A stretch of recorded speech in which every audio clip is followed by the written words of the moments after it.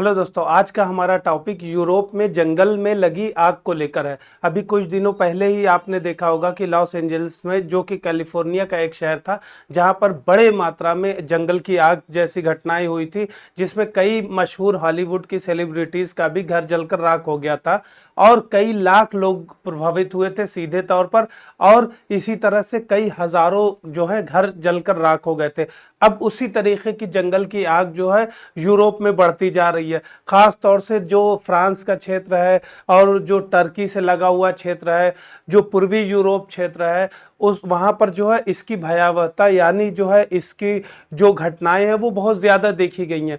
इस हमारे लिए ये एग्जाम पॉइंट ऑफ व्यू से इसलिए इम्पोर्टेंट है कि हम देख रहे हैं कि लगातार कहीं ना कहीं पर आजकल जो है न्यूज आ रही है आग की घटना से संबंधित, स्पेशली जंगलों में लगने वाली आग से, जो कि आगे जो है यही आग बढ़कर जो मानव बस्ती हैं उन वहां तक पहुंच जा रही है। जैसा कि आपने ऑस्ट्रेलिया के केस में भी देखा, अफ्रीका में कुछ दिनों पहले देखा गया, फिर उसके बाद अभी हाल ही में अमेरिकी क्षेत्र में देखा गया, अब यूरोप में देखा जा रहा है। इस वीडियो में हम इन आग से, जंगल की आग से रिलेटेड सारे पहलुओं को देखेंगे, किस प्रकार से लगती है, इनके क्या क्या कारण हैं, कौन कौन सी समस्याएं आ रही हैं, इनसे संबंधित कौन कौन सी चुनौतियां हैं जिनसे निपटने के लिए जरूरत है। इसमें अगर मेंस क्वेश्चन में आता है तो आगे की राह क्या होनी चाहिए और इसमें जो है कंक्लूड किस प्रकार से करेंगे आप। तो अगर हम स्टार्ट करें कि यूरोप में जंगल की आग को, कि हम अगर सबसे बड़ी इंपॉर्टेंट इंट्रोडक्शन में अगर आपको लिखना है तो इंट्रोडक्शन में आप जैसे अमेरिकी क्षेत्र में लगी आग और यूरोप में अभी हालिया घटनाएं, इससे भी आप इंट्रो स्टार्ट कर सकते हैं। अब अगर दोस्तों 2025 में जो जंगल में आग लगी है उसकी स्थिति के बारे में बात करें, सिर्फ यूरोप की बात कर रहे हैं, तो 2,27,000 हेक्टेयर भूमि अभी तक जल चुकी है। ठीक है, जो पिछले 20 वर्षों के औसत से अगर निकालें, यानी हर साल जंगल में लगने वाली आग के जो क्षेत्रफल है उससे देखें, तो उससे कहीं ना कहीं पिछले 20 वर्षों का अगर एक एवरेज निकाले तो उससे जो दुगुने से भी ज्यादा है। ठीक है, जबकि ये, हालांकि ये है कि इससे पहले 2003 और 2017 में, जो कि एक्सेप्शनल ईयर थे, उसमें जो है इससे भी बड़े तौर पर घटनाएं इस तरीके की हुई थी। लेकिन इस साल की घटना में इसलिए अहम है क्योंकि जो एक पैटर्न दिख रहा है, जो जैसे ऑस्ट्रेलिया में देखा गया, अफ्रीका में देखा गया, फिर अमेरिका में देखा गया, भारत में भी उत्तराखंड क्षेत्र में भी देखा गया था और फिर साउथ के भी कई जगहों पर देखा गया था, दक्षिणी राज्यों में। तो ऐसे में ये चीजें बढ़कर सामने आ रही हैं, क्योंकि पहले भी होती थी लेकिन पहले जो इनके घटनाओं के बीच का जो समय होता था यानी और तीव्रता होती थी वो इतनी भयावह नहीं होती थी, यानी इतनी तेजी से नहीं होती थी, इतनी जल्दी जल्दी नहीं होती थी। तो इससे कहीं ना कहीं इसको जलवायु परिवर्तन यानी हो रहे क्लाइमेट चेंज और जो ग्लोबल वार्मिंग हो रही है या वैश्विक तपन हो रहा है, जो मतलब एवरेज जो टेम्परेचर है वो बढ़ रहा है कहीं ना कहीं पूरे विश्व का, तो उसकी वजह से आग की घटनाएं और ज्यादा बढ़ रही हैं। ठीक है, तो इसमें जो है हम इस डेटा को हम इस्तेमाल कर सकते हैं अपने इंट्रो में, क्योंकि 8 जुलाई तक ही 2025 में 8 जुलाई तक ही, मतलब मानिए कि अभी आधा ही इस साल गुजरा है, 1118 आग लगने की घटनाएं दर्ज की जा चुकी है, जो कि पिछले अगर साल की बात करें तो पूरे साल में 716 थी। तो आप देखते हैं कि कितनी ज्यादा डेटा। तो ये तीनों पॉइंट आप जो है इंट्रो इससे स्टार्ट कर सकते हैं, या आप अपने जो किस तरीके से बढ़ रही घटनाएं उसमें एज अ फैक्ट यूज कर सकते हैं। ठीक है, अब इसमें जलवायु परिवर्तन की भूमिका के बारे में बात करें तो जैसे आप देखें कि अंटार्कटिक क्षेत्र हो या आर्कटिक क्षेत्र हो, यहाँ पर जिस प्रकार बर्फ पिघल रही है, या फिर इससे कहीं ना कहीं जो बर्फ ज्यादा पिघल रही है तो इससे जो है टेम्परेचर, पहले क्या होता था कि बर्फ होता था तो वो एल्बिडो ज्यादा होते थे। एल्बिडो उसे कहते हैं जो सूर्य से आने वाली किरणें होती हैं या तापमान उससे जो पृथ्वी पे आता है उससे जो है रिटर्न चली जाती है किरणें, क्योंकि बर्फ का जो है एल्बिडो मान ज्यादा होता है। लेकिन जब वो पिघल गई है तो पानी हो गया या फिर पृथ्वी के डायरेक्ट कांटेक्ट में आ रही है तो वो जो है किरणों को सोख लेती है, जिससे जो और जो है तापमान बढ़ रहा है। ठीक है। फिर उसके बाद जो अपने अंदर ये जो चीजें थी, वहां जो बर्फ होती है तो वो अपने अंदर कहीं ना कहीं कार्बन डाइऑक्साइड का भी बहुत बड़ा भंडार का काम करता है, या रिजर्व स्टोरेज रहता है, जिससे बर्फ पिघलने से या ग्लेशियर के पिघलने से या आइस कैप के पिघलने से वो CO2 भी बाहर निकल जाती है। तो इससे आप समझ सकते हैं कि दोनों तरफ से नुकसान हो रहा, क्योंकि अगर जो सन रेज है वो ज्यादा मात्रा में अब पृथ्वी पर ही रह जा रही है, और दूसरा जो पृथ्वी पर जो कार्बन डाइऑक्साइड का भंडार की तरह कार्य कर रहा था वो भी अब रिलीज हो रही है, यानी उससे ज्यादा निकल रही है। तो कहीं ना कहीं तापमान, जो वैश्विक स्तर पर तापमान है वो बढ़ रहा है, ठीक है। अब अगर हम देखें कि जो प्री इंडस्ट्रियल पीरियड था या पूर्व औद्योगिक काल से अभी तक यह 1.3 डिग्री सेल्सियस तक का बढ़ चुका है, ठीक है। इसको जो है मतलब इस सदी तक यानी 2100 तक टारगेट ये है कि 1.5 के नीचे ही रखा जाए, लेकिन अभी ये बहुत मुश्किल आ रहा है कि इस चीज को, इस लक्ष्य को प्राप्त किया जा सकेगा कि नहीं, क्योंकि अभी कई जो संस्थाएं हैं वो यहां तक कहने कि इसको अगर 2 डिग्री तक ही अगर कंट्रोल में रख लिया जा रहा है तो भी बहुत बड़ा अचीवमेंट होगा। लेकिन इसके 1.5 से ऊपर जाने पर जो डेटा आ रहे हैं कि कई आइलैंड जो है वो सबमर्ज हो जाएंगे, यानी पानी में डूब जाएंगे, और बाढ़, आग लगने की, जंगल की आग की लगने की घटनाएं, फिर उसके बाद अन्य जलवायु से संबंधित घटनाओं में जो है बहुत ज्यादा वृद्धि हो सकती है, और बहुत ज्यादा जो खास तौर से कोस्टल एरिया यानी जो समुद्री किनारे क्षेत्र या तलहटी के क्षेत्र है वो ज्यादा प्रभावित होने की संभावना है। और अगर वैश्विक जनसंख्या का एक डेटा देखें तो लगभग 60% जनसंख्या से ज्यादा जनसंख्या जो है कहीं ना कहीं तटीय क्षेत्रों में रहती है। अगर हम सिर्फ आगे के जो तटीय क्षेत्र से 100 से 150 किलोमीटर तक का अंदर का अगर एरिया ले लें तो उसमें जो है विश्व की जो 60% से ऊपर जनसंख्या आपको मिल जाएगी, तो वो कहीं ना कहीं डायरेक्ट कांटेक्ट में आ जाएगी, ठीक है। ये इसलिए हम बोल रहे हैं कि 150 किलोमीटर तक का, कि अगर चक्रवात आता है या सुनामी आता है तो ऐसे में कहीं ना कहीं लगभग जो 100 से 150 किलोमीटर तक के जो क्षेत्र हैं वो ज्यादा प्रभावित होते हैं या डायरेक्ट कांटेक्ट में आते हैं, जिससे वहां पर प्रभाव सीधा देखा जाता है। जैसे आप साइक्लोन में आप देखते होंगे कि अगर भारत की बात करें तो उड़ीसा क्षेत्र है या जो कोस्टल एरिया है वहां पर ज्यादा प्रभाव देखा गया है, ठीक है। इसी तरह अगर यूरोप की बात करें तो यहां पर जो है दोगुने से ज्यादा तेजी से जो तापमान बढ़ रहा है। ये जो वर्ल्ड मेटेरोलॉजिकल ऑर्गेनाइजेशन या WMO की डेटा है, तो उनको आप यूज कर सकते हैं। अब आग अभी जो है कहां कहां पर लगी है, कैटालोनिया स्पेन क्षेत्र में, मार्सिले फ्रांस में, ग्रीस, एविया, ठीक है। मतलब आप समझ सकते हैं कि ये क्षेत्रों को कभी कभी मैच करने के लिए भी पूछ सकता है, क्योंकि अभी ये न्यूज में है इसके कारण से, तो ये आपसे कभी कभी मैच करने के लिए भी पूछ सकता है कि कैटालोनिया पहले भी बहुत ज्यादा न्यूज में रहा है, क्योंकि यहाँ के लोग जो है कहीं ना कहीं स्पेन से ज्यादा स्वायत्तता या फ्रीडम के लिए ज्यादा जो है मांग कर रहे हैं, या एक फ्रीडम मूवमेंट के लिए यहाँ पर भी एक आंदोलन चल रहा है, तो इसको अक्सर पूछा जाता है, ठीक है। कैटालोनिया, अब मार्सिले फ्रांस का, अब ग्रीस जो है, ग्रीस के ये दोनों क्षेत्र, और सीरिया में भी आग लगी हुई है अभी भी, ठीक है। तो आप देख सकते हैं कि कहीं ना कहीं दक्षिणी यूरोप के जो देश है, अगर आप मैप देखते रहिएगा तो जो दक्षिणी यूरोप के देश है वो ज्यादा कहीं ना कहीं प्रभावित दिख रहे हैं इस आग से, ठीक है। क्योंकि इसमें जो है भूमध्य सागर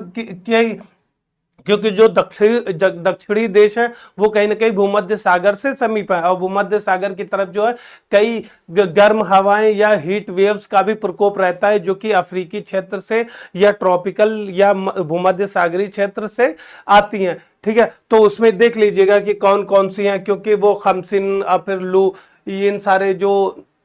अक्सर कभी कभी पूछ देता है कि कौन सी गर्म हवाएं हैं, कौन सी ठंडी हवाएं हैं, जैसे सिरक्को है, खमसिन है, जो उस क्षेत्र में चलती हैं, फॉन है, तो उनको देख लीजिएगा एक बार, ठीक है। अब इसका अगर हम साइंटिफिक ऑब्जर्वेशन के बारे में बात करें तो वही चीजें हैं कि हीट वेव्स की वजह से, लगातार सूखे की वजह से जो जंगल की आग की घटनाएं बढ़ रही हैं, ठीक है। और एक बार जब ये लग जाती है तो आगे जैसे जैसे, क्योंकि अगर सूखी वनस्पतियां हैं तो उससे बहुत तेजी से बढ़ती हैं आगे। अब फिर ऑक्सीजन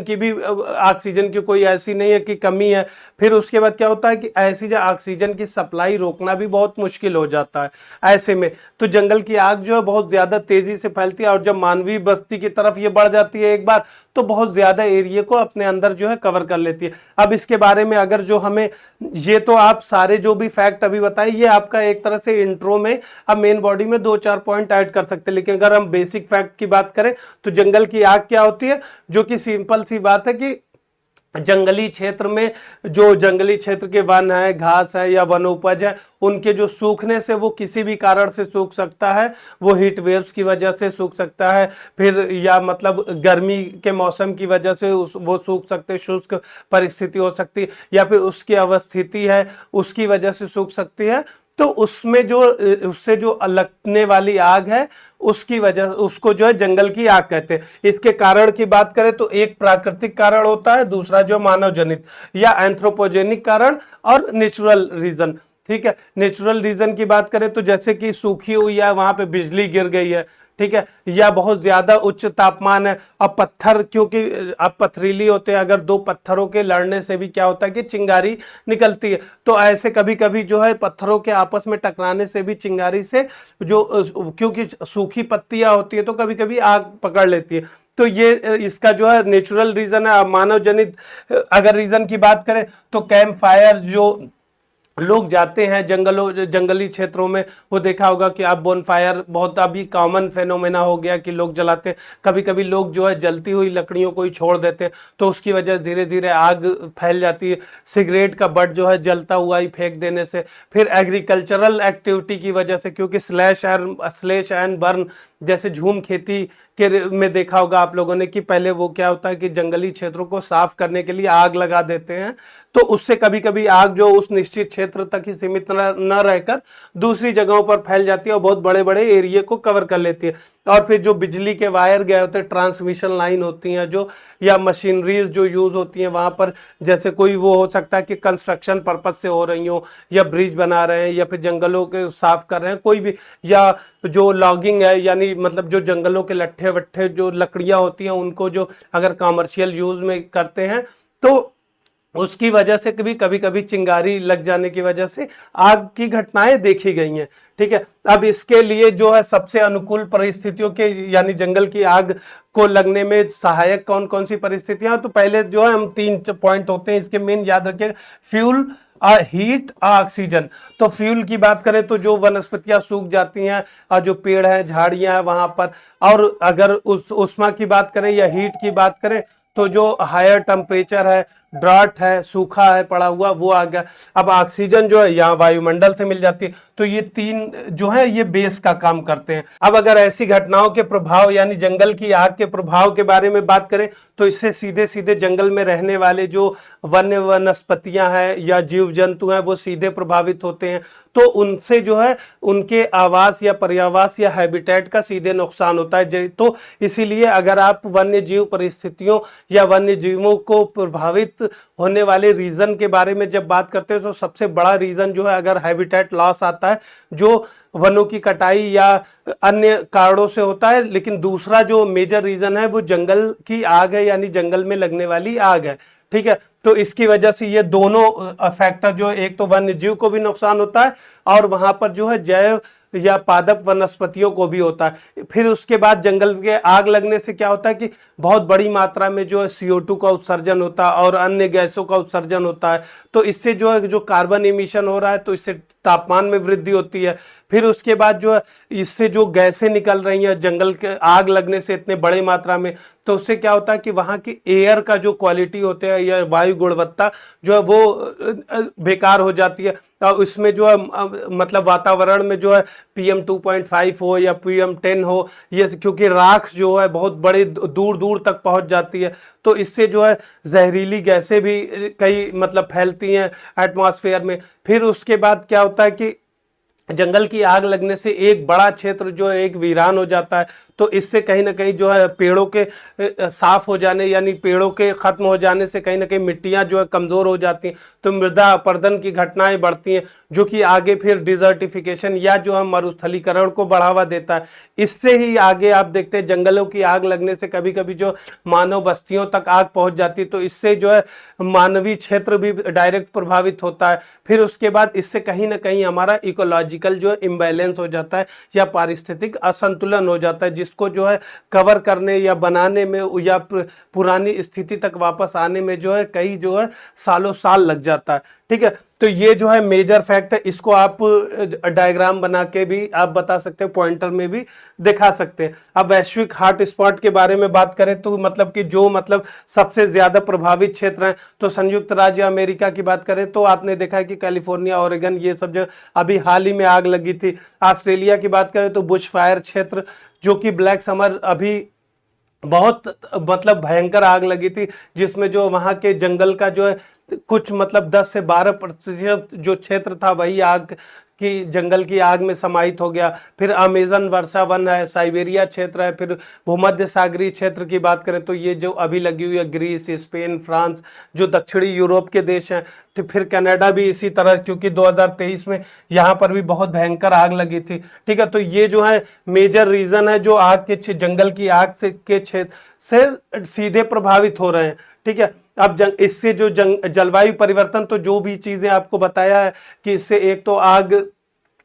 जो क्लाइमेट आपका चेंज में ये सहयोगी होता है, फिर कार्बन इमिशन बढ़ता है, तो इससे जो कहीं ना कहीं टेम्परेचर बढ़ेगा, क्लाइमेट पॉल्यूशन होगा यानी एयर पॉल्यूशन होगा। ठीक है, ये सारी चीजें रहेंगी। अब फिर जलवायु परिवर्तन यानी जो टेम्परेचर बढ़ रहा है, इससे जो ग्लेशियर पिघल रहे हैं, सूखे की घटनाएं ज्यादा बढ़ रही हैं, तो इससे जब सूखा होगा या हीट वेव चलेगी तो बाय डिफॉल्ट जंगल में आग लगने की घटनाएं और ज्यादा बढ़ेंगी। अब अगर भारत की बात करें स्पेशली, तो भारत में भी उत्तराखंड, हिमाचल प्रदेश, उड़ीसा, छत्तीसगढ़, झारखंड, ये जो क्षेत्र हैं, और पश्चिमी घाट, मतलब कहीं ना कहीं भारत का भी एक बड़ा क्षेत्र जो है जंगल की आग की घटनाओं से जो है वल्नरेबल है या सुभेद्य है। ठीक है, भारत में दोनों रीजन है, जो एंथ्रोपोजेनिक रीजन और नेचुरल रीजन, ये दोनों है। ठीक है, क्योंकि स्थानांतरित खेती या जो झूम कृषि बोलते हैं, यहाँ पर भी झूम कृषि की भी वजह से बड़े बड़े क्षेत्र जो है आग, जंगल की आग के प्रकोप में आए हैं, क्योंकि इसमें आग ही लगाकर जंगल के क्षेत्रों को साफ किया जाता है या कृषि क्षेत्र में बदला जाता है। ठीक है, इंडिया में जो इससे रिलेटेड महत्वपूर्ण रिपोर्ट या पहल है, ये आप देख लीजिएगा, क्योंकि आपको एग्जाम में पूछ सकता है, प्री में भी पूछ सकता है, मेंस में भी पूछ सकता है, अभी आने वाले मेंस में आप इसको जो यूज कर सकते हैं। तो ये याद रखिएगा, भारतीय वन सर्वेक्षण या फॉरेस्ट जो सर्वे ऑफ इंडिया है, वो भी फायर जो वाइल्ड फायर से रिलेटेड रिपोर्ट जारी करता है। ठीक है, फिर इसी तरह MODIS या VIRS जो उपग्रह है, ये भी इसी से, ये रियल टाइम में आग की घटनाओं का पता लगाने के लिए है। फिर उसके बाद जो है इसी तरह मिनिस्ट्री ऑफ जो वन मंत्रालय, वन एवं जलवायु परिवर्तन मंत्रालय, उसने जो है वनों की आग पर जो है नेशनल एक्शन प्लान या राष्ट्रीय कार्य योजना भी लागू किया। उसी तरह जो है FSI जो है या फॉरेस्ट सर्वे ऑफ इंडिया और इसरो, ये दोनों ने जो है अलर्ट सिस्टम भी जारी किया, जिससे अभी ऐसी घटनाओं में जो है वहां के आसपास के क्षेत्र में या प्रभावित क्षेत्र में रहने वाले लोगों के पास डायरेक्ट अलर्ट आ जाता है। जैसे आप NDMA के केस में देखा होगा कि कोई भी आपदा संबंधी घटनाओं में पहले ही आ जाता है। फिर उसी में रेड अलर्ट सिस्टम को भी ऐड कर सकते हैं कि जो SMS आ जा रहा है, और फिर मतलब दूसरा किसी भी अन्य मोड से जो है वहां पे रहने वाले लोगों को चेतावनी जो दे दी जा रही। तो भारत में ये सारी जो योजनाएं इससे रिलेटेड चल रही हैं। इसके साथ में NDMA को तो आप जोड़ सकते हैं, क्योंकि NDMA के जो मैंडेट है या अधिदेश है, उसमें जंगलों में लगने वाली आग जैसी घटनाओं को भी आपदा में शामिल किया गया। तो ये हमारे सारे रहे जंगल की आग से रिलेटेड डेटा और फैक्ट, और जो इसके पीछे कॉन्सेप्ट है, इसको आप मेंस में भी यूज कर सकते हैं और प्रीलिम्स में भी, और इससे मेंस में बहुत ज्यादा आने की प्रश्न संभावना है।